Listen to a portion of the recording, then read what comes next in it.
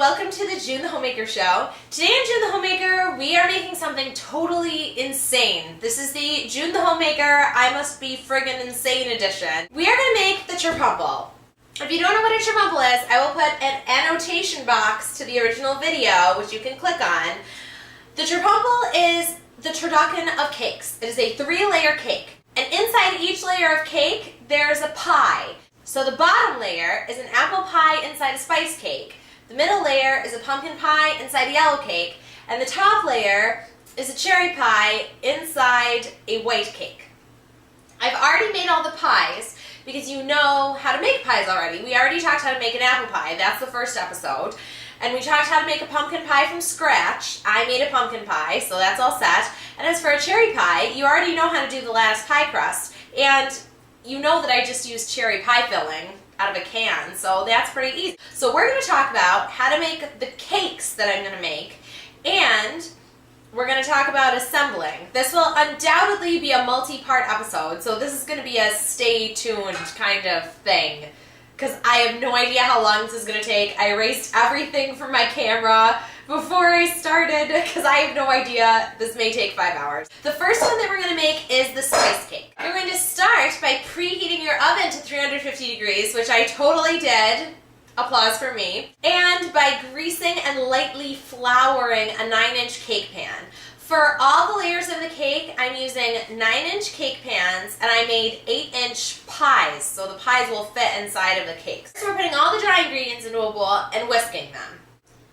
2.5 cups of flour, 1/4 cup cornstarch, 4 teaspoons baking powder, because apparently we are not kidding around about baking powder, 1/2 teaspoon salt, 2 teaspoons ginger, 1 teaspoon cinnamon, 1/2 teaspoon nutmeg. The recipe says 1/2 teaspoon allspice, but I'm substituting pumpkin pie spice because we couldn't find the allspice, and I mean, hey, close enough. And 1/2 teaspoon cloves. Now I'm going to whisk them with a whisk. And listen, the difference between my Cherpumple and the other video with the Cherpumple is that all of my stuff is made from scratch, minus the cherry pie filling. In that one, it's like frozen pies and like cake out of a box. So listen, mine is totally going to be more delicious, you guys. Not to step on anybody's toes or anything. Now we're supposed to mix the wet ingredients in a 2-cup measuring cup. We need a cup of milk, 3 eggs,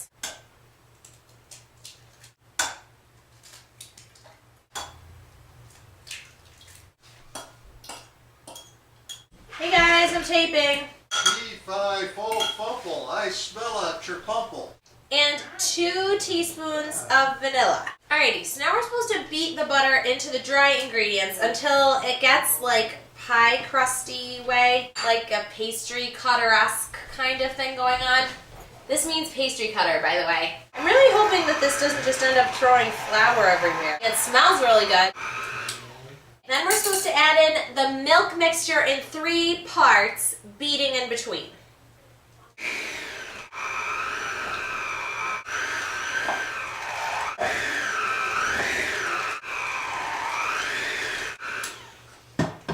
Then we're supposed to beat in 2 cups dark brown sugar. I have light brown sugar, so that's what I'm going to do, because that's what I have.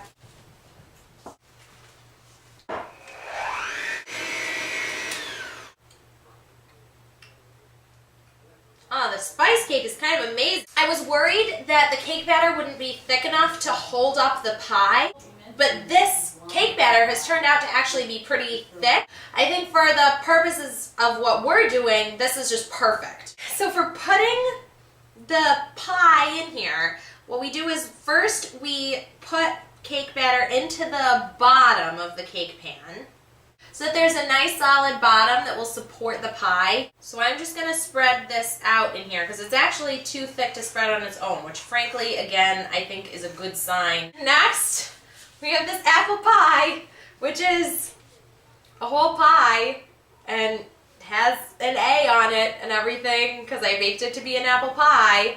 And we're supposed to take the apple pie out of its pan. So what the guy did in the video was he just flipped it over and took the pan off, which seems to be working for me so far.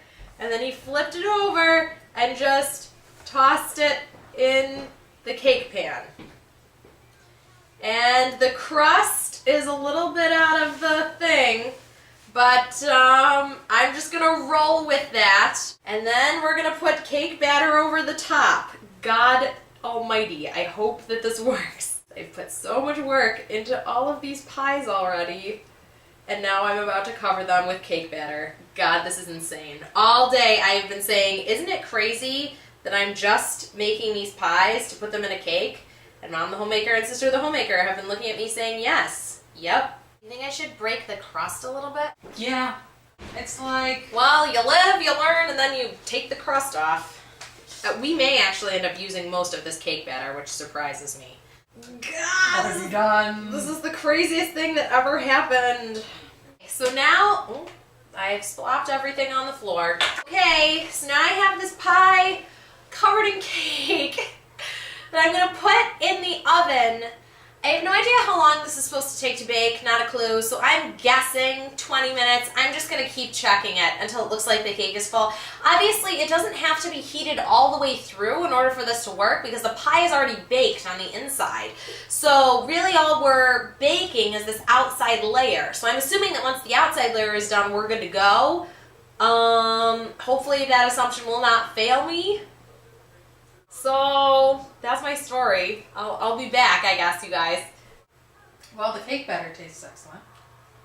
It does. Did you try some of this? So here's a word of advice for you. I filled my cake pan too full, and it promptly spilled over and spilled all over the bottom of the oven. So don't do that. Alright, well, so far we've had a semi-disastrous time with the spice cake, which is currently not quite covering the pie and boiling over into a cookie sheet in the other oven. Thank God we have two ovens, because when it boiled over into the one oven, because I didn't put a cookie sheet under it, we just switched it to the other oven, and then Mom the homemaker magically helped me clean out the first oven. So now I think we're ready for the yellow cake. But the good news is that the spice cake tastes good with the pie crust. Now the yellow cake recipe I am going to cut in half because it's for a double layer cake, and at most we would only need one layer anyway. So that's what I'm going to go with. So first we're going to take 2½ cups of flour. Or wait, no, I'm taking this in half.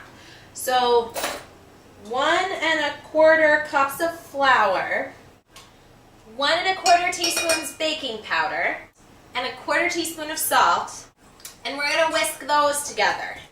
I've been calling microwaving times really well today, you guys. Like, I've been, getting the butter to exactly where it's supposed to be.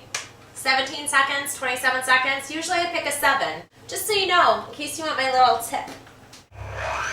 Okay, so we're beating 6 tablespoons of butter, and we're adding 3½ cup of sugar.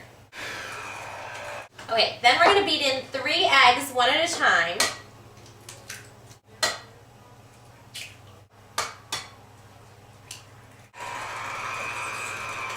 Now we're adding 3/4 teaspoon of vanilla, and we're going to beat that in as well. We're just beating everything today.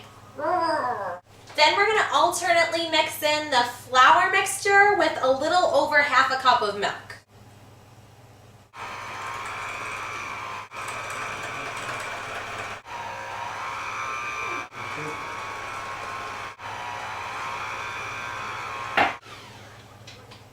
Try putting this batter in over the pie thing again, and we're going to see if we can't make it work a little bit better this time. Okay, I'm going to try putting just a little bit of batter in the bottom, not a ton, not being so worried about it supporting the bottom of the pie. So I've spread about 1 inch of batter in the bottom. Now I'm going to break off the fancy part of the crust of this pumpkin pie.